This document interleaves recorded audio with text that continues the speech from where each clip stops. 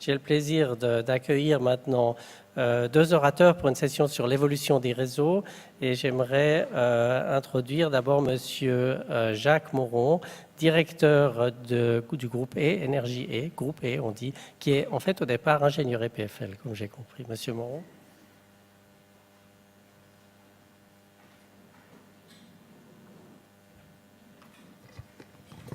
Merci, Monsieur Moraillon. Mesdames, Messieurs, bonjour. Alors, je ne suis pas directeur de Groupe E, je suis un des directeurs chez Groupe E. Je suis en fait le directeur de la distribution énergie, donc directeur du réseau. Et ce dont j'aimerais vous parler cet après-midi, c'est des défis que représentent pour la partie du réseau les gros changements qu'on vit aujourd'hui dans le monde électrique. Donc, on va rester sur cette partie réseau et voir quelles en sont les conséquences. Je vais parler d'abord de grands axes politiques qui génère la situation dans laquelle on est aujourd'hui. Ensuite, on va parler de production décentralisée. Pour vous dire que c'est une actualité, on va voir dans les chiffres ce que ça signifie pour un distributeur comme Groupe E aujourd'hui. Comment se passent les raccordements des producteurs, quels sont les défis à court, moyen et long terme. Et en fait, avoir un petit peu d'ouverture sur les réseaux, à quoi pourrait ressembler un réseau électrique dans le futur. Tout d'abord, 2 mots sur Groupe E. Qui sommes-nous? Surtout, je pense, pour nos amis français. Alors, Groupe E, c'est un des distributeurs suisses. En Suisse, on n'a pas du tout un morcelage comme en France, où il y a un acteur, EDF, qui détient la grande partie du réseau français. En Suisse, on a plus de 800 distributeurs dans notre tout petit pays. Groupe E est un de ces distributeurs électriques. On est le 5 ou 6e sur 800. Alors, à l'échelle de la France, on est minuscule. À l'échelle de la Suisse, on se considère comme un tout petit peu plus grand, mais on reste petit quand même. Groupe E est distributeur dans les cantons de Fribourg et Neuchâtel et une partie du canton de Vaud, à la limite linguistique entre la partie francophone et la partie germanophone. On est actif dans la distribution d'énergie, dans la production aussi, et dans la vente, avec environ 180 000 clients qui sont alimentés. On est aussi actif dans d'autres domaines, dans la production d'électricité, les installations électriques, pompes à chaleur, toute cette partie efficacité énergétique aussi, et la production de nouvelles énergies renouvelables, bien entendu. Qu'est-ce qui a changé dans les dernières années? On a eu plusieurs vents. Le premier, ça a été la prise de conscience finalement environnementale qui se déroule dans les dernières décennies de manière de plus en plus renforcée, un point important. Dans le domaine de l'électricité, un point choc, qui est l'accident de Fukushima, et qui en Suisse a une répercussion très importante sur la politique énergétique. On a la définition par la Confédération de la stratégie énergétique 2050, qui est encore en cours d'approbation. Les grandes lignes sont déjà bien dessinées. Dans le domaine de l'approvisionnement électrique, la première chose qu'on veut, c'est un approvisionnement sûr, quelle que soit la solution qui soit choisie. On sait qu'on arrive difficilement à se passer de l'approvisionnement en électricité. J'aurais de la peine à vous parler en ce moment sans électricité. À moyen terme, l'abandon du nucléaire. La décision en Suisse, je crois qu'on peut le dire, est prise. Maintenant, la question du terme va encore générer énormément de débats. Le développement des énergies renouvelables, si nécessaire, de la production combinée à partir d'énergies fossiles pendant quelques années, mais comme solution transitoire. En Suisse, il faut voir, de nouveau pour nos amis français, on a un parc qui est essentiellement on produit de l'électricité essentiellement à base de sources qui ne produisent pas de CO2. Le nucléaire représente en Suisse 40% de la production, l'hydraulique environ 60%, avec quelques pourcentages de moins, le reste étant les énergies renouvelables et quelques centrales à gaz. Mais c'est une partie, on est proche du parc français par rapport à ça, avec très peu d'énergie fossile. Moins de nucléaire par contre. On a aussi dans la politique d'approvisionnement la nécessité, une sorte de codépendance entre les différents pays. On va aussi devoir à certains moments, et c'est déjà le cas aujourd'hui, dépendre d'importation d'électricité. La Suisse aujourd'hui en hiver, surtout la nuit, importe massivement de l'énergie et en exporte plutôt en été ou la journée. Au niveau des réseaux électriques, dans la politique énergétique 2050, il y a une prise de conscience qui est importante pour les électriciens, une prise de conscience de la nécessité d'un réseau électrique qui soit performant, qui puisse se développer pour réussir à relever ces paris de cette transition énergétique. Au niveau de l'efficacité énergétique, c'est un point qui est essentiel et ça ne va pas sans les autres. On travaille sur ces multiples axes, réussir à utiliser l'énergie de la manière la plus efficace possible Et aujourd'hui, on a de plus en plus de programmes d'efficacité qui se déroulent, que ce soit au sein des entreprises, que ce soit au niveau du cadre légal, au niveau de la prise de conscience aussi chez les particuliers. Un gros développement dans le domaine. On parle d'efficacité énergétique d'un point de vue global. On parle aussi là, par exemple, de la mobilité. La mobilité, si on va, par exemple, vers une transition où on utiliserait moins de pétrole, ce serait probablement pour plus d'électricité. Je ne veux pas dire que globalement, en augmentant l'efficacité énergétique, on va avoir moins de consommation électrique. Par contre, on veut limiter cette hausse autant que possible. Et enfin, il y a la recherche. On est dans un cadre universitaire. La recherche énergétique reste quelque chose qui est essentiel pour la Suisse. La Suisse veut se positionner dans ce domaine comme étant un acteur clé, et aussi par la mise en pratique avec des installations pilotes. Le tout donc sous le chapeau de la stratégie énergétique 2050 de la Confédération. Le distributeur, si je prends mon job de directeur de distribution énergie, eh bien, on est concerné par l'ensemble de ces 4 axes énergétiques, que ce soit dans l'approvisionnement électrique, on va le voir ensuite dans les conséquences sur les nouvelles énergies renouvelables, le développement du réseau électrique, bien entendu, les notions d'efficacité, on est un moteur dans ces notions d'efficacité pour les entreprises, et dans la recherche aussi, on participe par des installations pilotes. Nos défis, le gros point qui va changer, la grosse révolution finalement, qui a commencé à changer, c'est l'augmentation de la production à base d'énergie renouvelable. On parle de nouvelles énergies renouvelables. En Suisse, on fait une grosse différence. On a en fait un parc qui est aujourd'hui déjà à plus de 50% en énergie renouvelable avec la partie hydraulique. On veut développer de manière très forte les nouvelles énergies renouvelables, l'éolien, le solaire, la biomasse, la géothermie. La volonté politique est claire, il s'agit de limiter les émissions CO2 au niveau planète, mais aussi sortir du nucléaire en Suisse, si on y arrive. Le deuxième point, pour le distributeur, la conséquence finalement de ça, c'est qu'on doit être capable de raccorder toutes ces installations de production. Aujourd'hui, en Suisse, on a un nombre relativement limité d'installations de production qui sont essentiellement des gros moyens de production. Demain, on a une multitude répartie sur l'entier du territoire de moyens de production, chez chaque particulier, si on pousse à l'extrême. C'est une véritable révolution dans le domaine de la distribution locale. On verra après les conséquences sur le réseau. Un petit clin d'œil à nos amis français sur la révolution. On doit bien sûr, à court terme, réagir et trouver des solutions, on en parle, et après aussi se poser la question du développement à long terme de notre réseau. La production décentralisée, c'est une actualité. Ce n'est pas juste un point où on dit on veut un jour aller vers les nouvelles énergies renouvelables et trouver des solutions. Non. Je vous donne ici les chiffres dans le cas de Groupé. Donc, Groupé a une puissance qui est consommée en moyenne qui est de l'ordre de 450 MW avec des pics à 600 MW. C'était en hiver 2012, sans surprise, la grosse vague de froid qu'on a eue. Et on compare ça aux installations actuelles sur notre territoire, notre zone de desserte en nouvelles énergies renouvelables. Aujourd'hui, on a déjà 22 MW de production décentralisée, qui sont à 80% environ du solaire, des parties biomasse, des parties hydrauliques, petites hydrauliques, pas encore de couplage chaleur-force, très peu, un peu d'installation au gaz naturel et malheureusement pas encore d'éolien. On a beaucoup de peine à obtenir les autorisations pour construire l'éolien. Actuellement, en projet, c'est des projets qui ont été déposés auprès de Groupé par des producteurs. On a 40 MW qui s'ajoutent finalement à ces 22 MW. On peut s'attendre à ce que ces projets se réalisent dans les 2-3 ans à venir. Avec une part prépondérante au solaire, le solaire qui a vu son coût de production baisser dans les dernières années et qui est donc de plus en plus intéressant pour un particulier, en plus avec la possibilité de l'installer à large échelle sur énormément de toits, simplement. Si on prend le total des installations actuelles et en projet, on arrive déjà à un total de plus de 60 MW, soit plus de 10% de la capacité, enfin de la consommation maximale actuelle. Alors, malheureusement, ça ne correspond pas à 10% de la consommation en énergie, hein, c'est vraiment la pointe de production. Je n'ai pas besoin de vous faire un dessin pour vous dire que dans les 5 derniers mois, le solaire, il n'a pas forcément produit au maximum de sa capacité, hein. Par contre, des jours comme aujourd'hui, ben oui, il produit bien et on doit être capable de soutenir l'entier de la puissance. Pour un distributeur, ce qui va être important pour la partie réseau, ce n'est pas finalement l'énergie qui est produite, elle est importante, on est d'accord, mais le réseau surtout doit être capable d'évacuer ces pointes de puissance quand elles apparaissent et de fournir aussi aux consommateurs les pointes de puissance nécessaires. Mais comme je l'ai dit, s'il y a un mot, c'est que c'est déjà une actualité aujourd'hui, c'est un gros développement, mais c'est déjà le cas, ce n'est pas juste un exemple parmi d'autres de quelque chose qui va peut-être arriver. Et la tendance à la croissance est forte, on a un mouvement fort qui est lancé.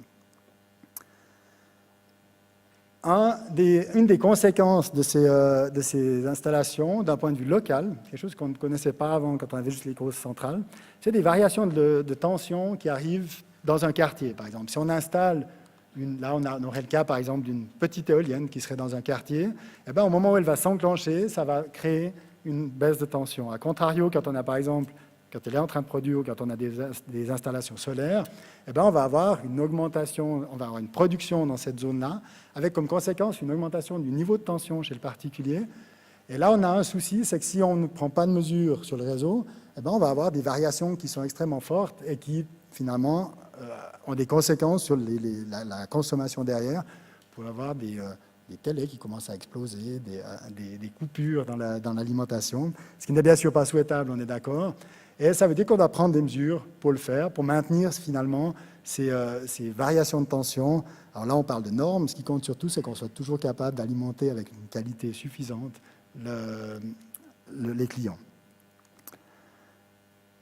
Les autres défis qu'on a avec ces nouvelles énergies renouvelables, c'est tout d'abord quelque chose qui est de moins en moins, qui est de plus en plus aléatoire dans la production, comme je l'ai dit. Samedi, je ne pense pas qu'il y ait beaucoup de production solaire en Suisse. Aujourd'hui, beaucoup plus. Par contre, si quelques nuages passent sur la zone, on aura de nouveau une situation de production qui sera différente de ce qui était prévu. Donc, une situation où on doit faire des prévisions, mais où on doit aussi pouvoir réagir à très court terme. On a aussi un point qui peut paraître un détail. Jusqu'à aujourd'hui, l'énergie va dans un sens, des grandes centrales vers le consommateur.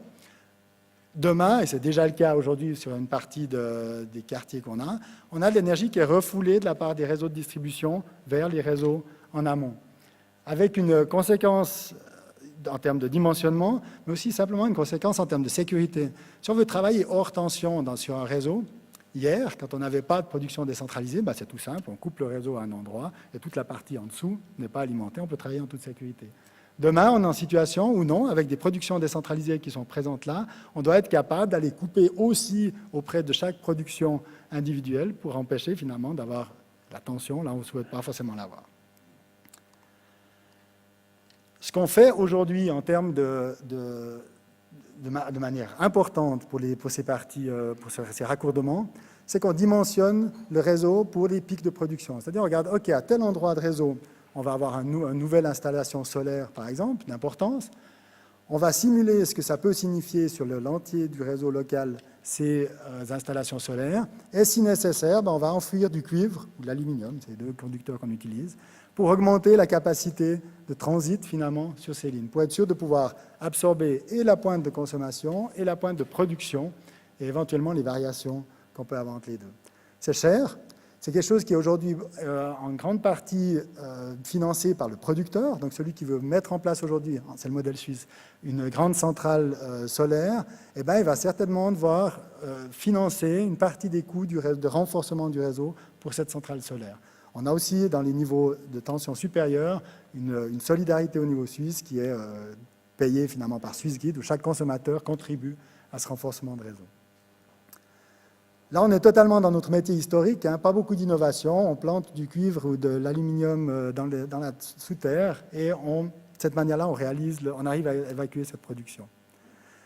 Ce qu'on cherche là-dedans, et c'est un des gros défis qu'on doit relever avec cette production décentralisée, c'est finalement travailler sur un autre modèle, un modèle un peu plus intelligent, où on cherche une flexibilisation dans la production ou dans la consommation pour être capable à un niveau local, et c'est là que c'est un gros changement pour nous, à un niveau de quartier, de pouvoir adapter finalement la production à la consommation ou dans des mesures qui soient acceptables. Ça ne veut pas dire qu'on n'aura plus besoin du réseau en amont, on est d'accord. Par contre, on va essayer de limiter les pointes maximales ou minimales dans ce réseau pour éviter finalement d'avoir à enterrer en masse du cuivre. Finalement, pour le réseau, on se voit comme facilitateur là-dedans. On va essayer d'être globalement plus renouvelable à des coûts qui restent raisonnables. À moyen et à long terme, le but, c'est de mettre en place et exploiter vraiment des réseaux intelligents. Comme réseau intelligent, on parle par exemple du système de management du réseau, d'avoir un réglage sur les moyens de production, de pouvoir agir à distance sur les moyens de production. Qu'on puisse avoir peut-être aussi des installations de stockage. Au lieu de poser plus de cuivre dans la terre, si j'ai le moyen de stocker un peu l'énergie qui est produite localement et de la réutiliser quand la consommation est plus forte, je n'ai pas forcément besoin de renforcer le réseau de la même manière.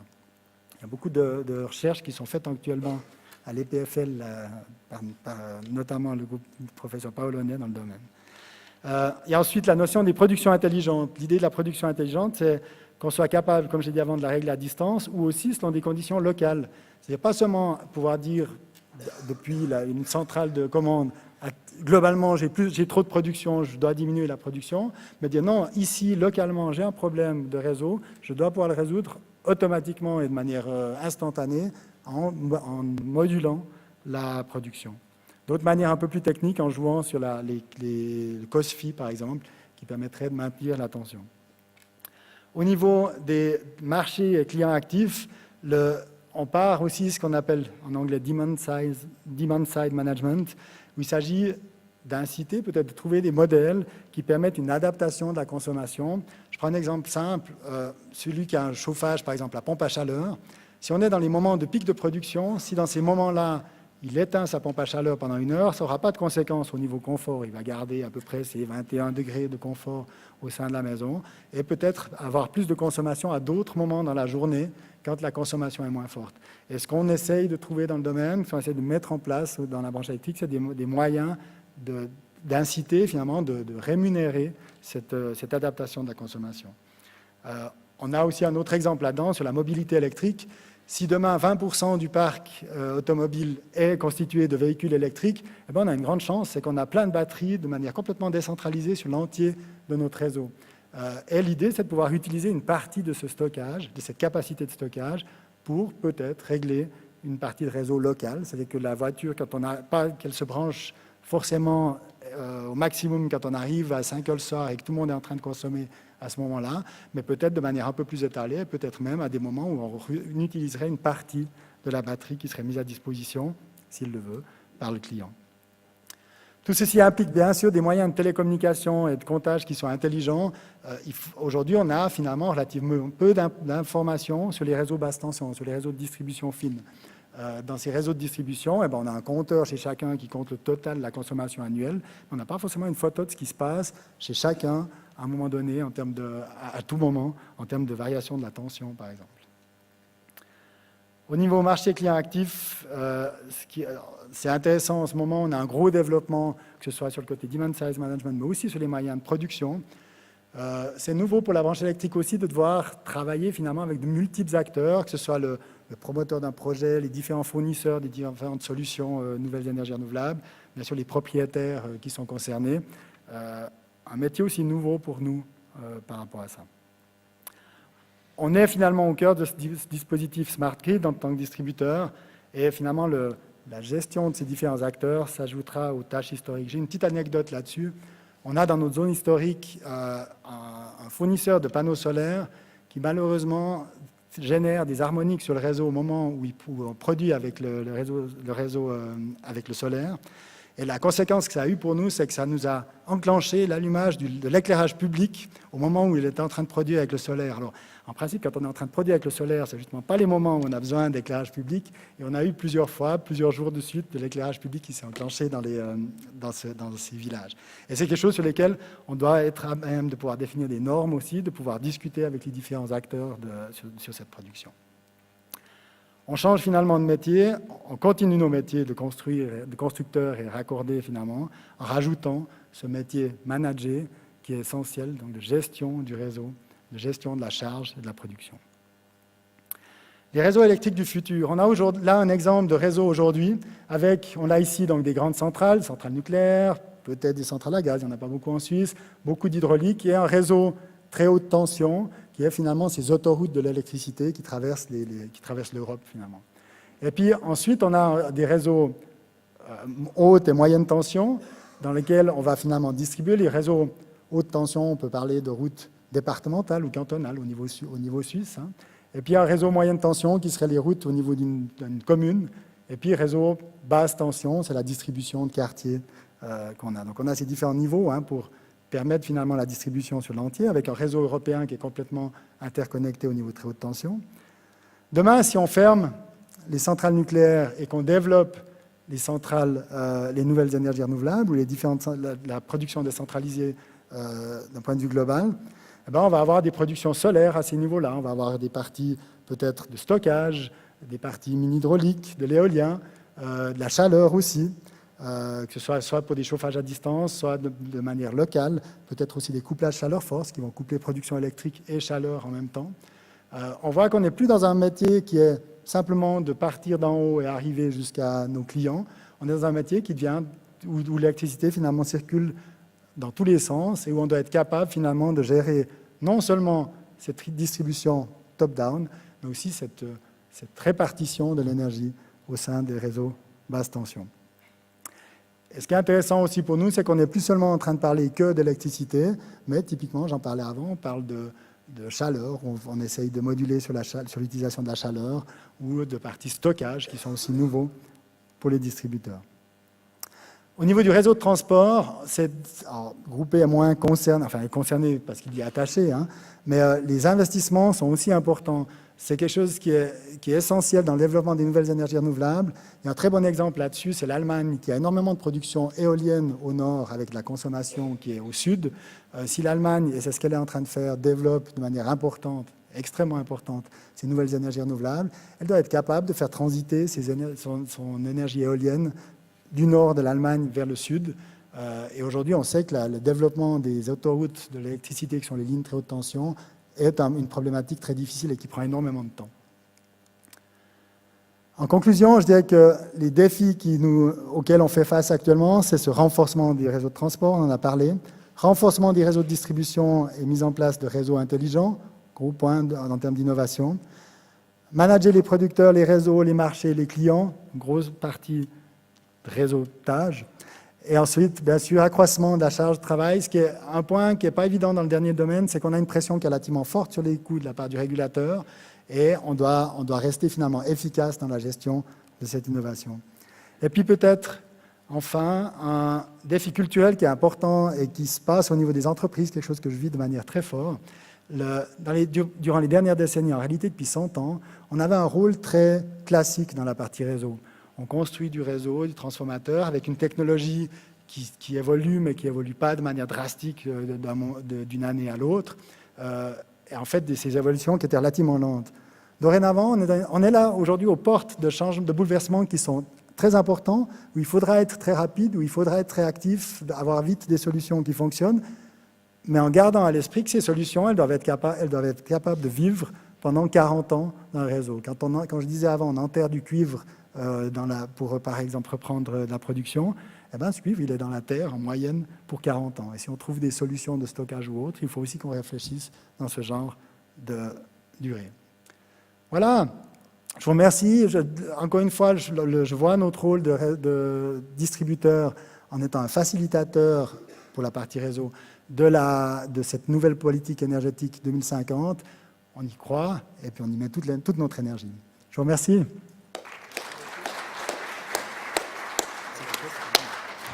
Merci beaucoup. Peut-être juste une question rapide, égoïstement de ma part. Bon, d'abord, je me disais, qu'est-ce que ça fait sur les vers de terre, les X centaines de watts ou milliers de watts que vous mettez dans le cuivre. Mais l'autre question, c'est est-ce que si on doit stocker l'énergie, donc les pics de puissance, si on doit la restocker ailleurs, avec toutes ces histoires de réseau et les 800 compagnies qu'on a en Suisse, est-ce qu'on c'est toujours vivable d'avoir 800 compagnies? Parce que les négociations vont être interminables. Alors c'est une très bonne question. Là. Sur les vers de terre, en principe, alors on fait des mesures des conséquences de la radiation au niveau de l'être humain. On n'arrive malheureusement pas à éviter des champs électromagnétiques sur le ver de terre qui se promènent le long du conducteur. Ceci dit, les effets d'un champ magnétique sur le ver de terre, je vous avoue qu'on les connaît relativement peu, mais c'est bon signe, on a toujours des vers de terre autour de nos câbles pour le moment, donc ça n'a pas l'air de trop leur nuire. Sur le deuxième point, sur le morcellement, c'est effectivement un vrai problème en Suisse. Avec 800 compagnies, 800 distributeurs différents, et on doit faciliter si on veut arriver aux objectifs de la politique énergétique 2050, on a une vraie révolution à mener. Alors pour des groupes de la taille de Groupé, c'est encore quelque chose qui est faisable, mais il faut bien voir que pour des distributeurs communaux qui n'ont pas forcément une grande équipe pour réaliser ces changements, c'est quelque chose qui n'est pas évident. Et ce qu'on fait là-dedans, ce qu'on développe comme modèle, c'est plus des modèles de coopération avec les distributeurs pour arriver à une situation où on arrive ensemble, déjà à définir peut-être des bonnes pratiques, et puis finalement aussi de la part des plus gros distributeurs de proposer à des distributeurs plus locaux des aides dans ces domaines-là. Et c'est quelque chose qui existe déjà et qui se passe.